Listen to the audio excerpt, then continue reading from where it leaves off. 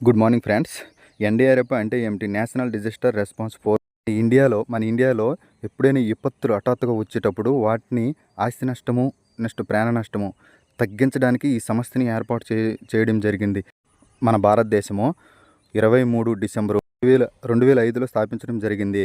ఇది 2005లో NDMA national disaster management authority అని స్థాపించారు. ఈ ఎన్డీఎంఏ నుంచే ఎన్డీఆర్ఎఫ్ని 19 జనవరి 2006లోన స్థాపించడం జరిగింది.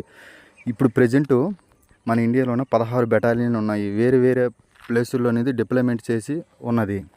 ఇదేంటంటే విపత్తులు వచ్చేటప్పుడు, ఏదైనా విపత్తు వచ్చేటప్పుడు ఏంటంటే ఈ సంస్థ పనిచేస్తూ ఉంటుంది.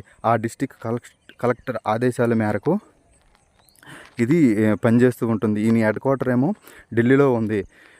మేము చేసేది ఎక్కడంటే విజయవాడ 10